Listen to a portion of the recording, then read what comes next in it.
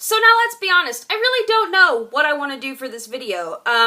However, I do have a goal. My goal is to use things that I have not used in a very long time, or things that I don't generally reach for. So, I do have some new things that I want to use, but I am going to use some things that I don't generally reach for as well. That being said, I don't know what's going to happen with this video, so if you want to see what happens, please keep on watching. So for primer today, I used my MAC Prep and Prime Skin Smoother Base, and I really just focused that through the center of my face. And for foundation today, I'm using the new Ready Set Gorgeous foundation from CoverGirl. This is the lightest shade, which is 105 Classic Ivory. I am trying this out, and I am going to do a review on this. But I really do like the applicator because like I don't have to squirt it on the back of my hand. I can just like draw it on my face and not worry about like making a mess. And I'm just using my Real Techniques Miracle Complexion Sponge to blend that out. Then for concealer under my eyes, anyway, I'm going with my ever handy dandy MAC Pro Longwear. I have tried several new concealers under my eyes as of late, and they just are not getting it for me. So, Pro Longwear it is. I did purchase the concealer from the Ready Set Gorgeous collection as well. This is in the shade Fair. I don't feel like it does a very good job at covering my under eye circles, but I do like it to highlight with. Then I take a little bit around the corners of my mouth. Then through the center of my forehead, just highlight like you normally would, whatever you feel comfortable with. Then I'm going to use the pointy end of my Miracle Complexion Sponge to blend that all out. So off camera, I used my Coty Airspun loose powder to set my face, and I used my Real Techniques Duo Fiber Brush to do so because it picks up less product, and I feel like with this foundation, just like the Rimmel Stay Matte foundation, if you're going to set it with a powder, you want to use a minimal amount of powder. Then to kind of just bronze up my face, I used the Sephora Sol de Rio bronzer. This is what it looks like. And really, if you can get your hands on this, I definitely recommend purchasing it because it is just beautiful and it just gives this really nice bronzy glow to the skin. Then, to kind of do a little bit more of detail contouring rather than just bronzing, I used my MAC sculpting powder in the shade Sculpt. This is from the Maleficent collection, but you can purchase this just regular. I think it's a pro product though. So onto blush. First I applied a little bit of this Almay Smart Shade blush in the shade Nude. This is supposed to be shade like skin tone adjusting. I don't know if it really adjusts to anything, but I went ahead and applied a little bit of that and I'm not super happy with it. I'm going to have to do a little more working with that. So what I'm going to do over top is I'm going to take Wet n Wild's Heather Silk blush, which is just a beautiful pink color, and just a little bit of that goes a long way. Then for my highlight today, I'm going to use this itty bitty sample of What's Up from Benefit. This is a cream highlighter, but, you know. So I'm going to use a brush to apply that. What brush, I couldn't tell you. I think I'm just going to use my Real Techniques Duo Fiber Contour Brush, and I'm just going to rub a bit of that on the back of my hand, and then run my brush over top, and we'll just apply it that way. So I went ahead and did my eyebrows off camera because as I was trying to film it, I realized that I kept getting off camera and out of the way because I have not used this in so long. I was just having a very hard time with it for some reason. But this is the Anastasia Brow Pen in Universal Light, and it was coming off a little bit too light for as dark as my hair is at the moment. So I did have to run over it a little bit with my Urban Decay Brow Box, just using the darkest shade, just to darken it up a little bit, because my hair is so dark. Now, moving on to the eyeballs. I did spend a little bit of time looking at what I have and pulling out products and trying to create a look in my head. We'll see how that actually turns out. But first, I'm going to use this Laura Mercier Caviar Stick in the shade Sugar Frost, and it's just a champagne-y kind of gold color. And I'm going to apply that to the inner half, I guess. And I'm going to wrap that around my tear duct onto the lower lash line as well. And then I'm just going, I guess, to blend that out with my finger. So I've decided I want kind of a purple gradient effect, so I'm going to start by applying my M Cosmetics waterliner in the shade Royal Amethyst just to the middle of the lid. Just like that. I'm just going to blend those two with my finger. Then on the very outer corner, I'm going to take my Laura Mercier Caviar Stick in Plum and apply that on the outer V area. And then again, just blend that out with my finger.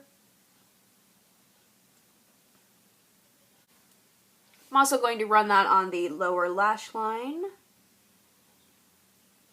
So the first eyeshadow I'm going to use is actually a loose pigment from the brand Salty Cosmetics. I got this in a Ipsy bag forever and a year ago, I think, and this is in number 150 or Glamazoid. And it is a very interesting color. It's white, but it has like a pinky purple duochrome to it. So I'm just going to apply that where I applied the Sugar Frost color, making sure to blend it into that second color we placed down. And I'm also going to wrap that around the tear duct as well, just like I did with the cream base I used. So then for the second color, I'm going to go with this loose pigment from a brand called Glow Minerals. And it is in the shade Whimsical. It's just kind of like a lavendery purple color. And I'm going to apply it very much in the same fashion as I did the other one, just patting and blending, because it is a loose eyeshadow. So you want to pat it, then blend it.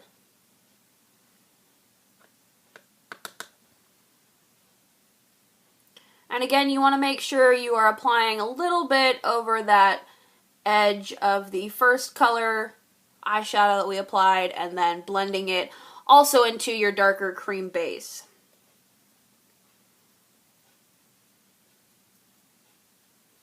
Then I'm also going to take a little bit and place that on the waterline, or not waterline, but lower lash line where we have the second color as well. Just making sure to blend everything.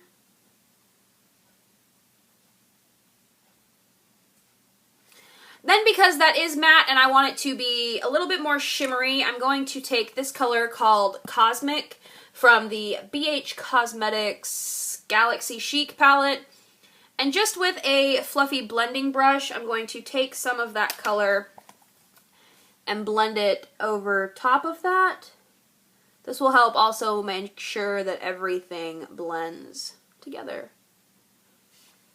So then I am going to dip into my Spellbinding Eyeshadow book by Kat Von D. I have tried to get away from using this in tutorials because it was limited edition and it is no longer available. I know you can still get your hands on it, but it is going to cost you a pretty penny to get your hands on it. But it has the color that I want to use in it. So, I mean, I'm sure there are similar colors out there, but the color I'm going to use is Wonderland, which is this really pretty, like, plummy, maroony purple, and I just love it. And I'm going just to take that on a flat brush again, and apply that on the outer third of my lid, again, making sure you blend so you achieve a gradient rather than blocks of color. And it always helps to have a fluffy blending brush on hand so you can just really blend your edges. So then just to really deepen up the outer corner and add a little bit more dimension, I'm going to go in with this Diamond Lust eyeshadow from Revlon. I believe these were discontinued, but there are a million colors out there like this. This is in the shade Night Sky. It's very pretty and very glittery, so we have to be careful. And again, just on a stiff, flat brush, I'm going to pick some of that up. And just on the very outer corner of the lid, sticking in kind of a V shape. Get a little closer so you can actually see what I'm doing. I didn't realize how far away I was sitting.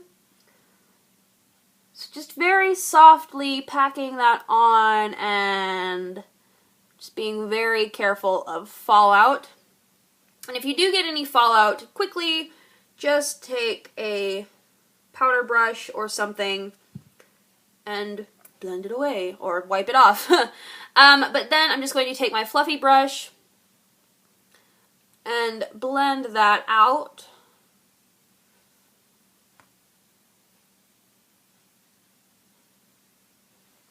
Just like that, and you just get that itty bitty tiny extra dimension out on the outer corner of the eye. Then for eyeliner, sticking with the purple theme, I'm going to go back to my Laura Mercier Caviar Stick in Plum, and with an angled brush, I'm going to line my balls. Just load up the brush with product.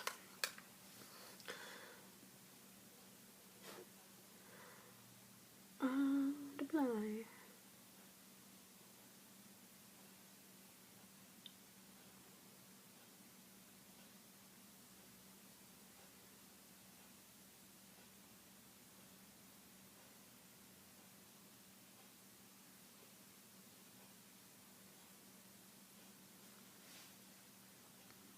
I think I am going to do a little flick, flickety flick.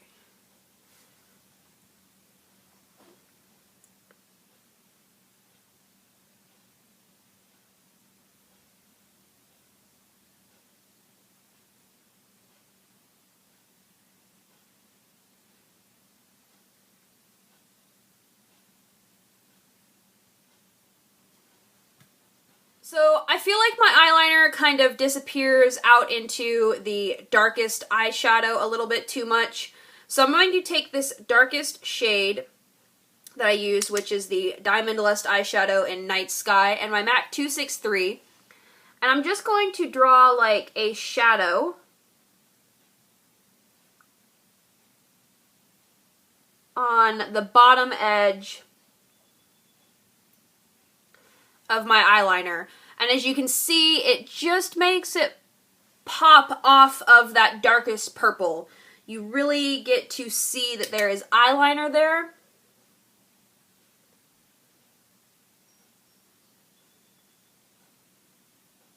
Because you create a shadow that kind of just makes it pop off of the other eyeshadows. That's optional. If you don't want to do that, that is completely optional. I just, you know. So for mascara today, I used two because 9 times out of 10, I used two. And first I used my Jordana Best Volume Extreme. And then I used my Mally Instant Impact Mascara. This is a very good mascara. And Mally is now available at Ulta, just in case they might have that, they might not. I don't know. And then for lips today, first I'm going to apply the NYX Butter Gloss in Sugar Cookie, which is kind of a pinky purple.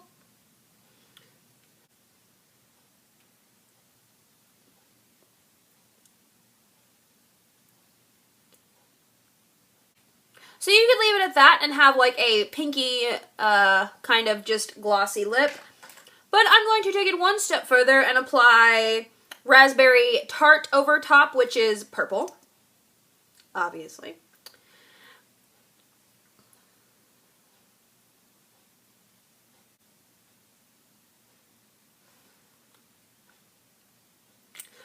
And with that, that is the finished look. I thank you guys so much for watching, and I will see you in my next video. Bye.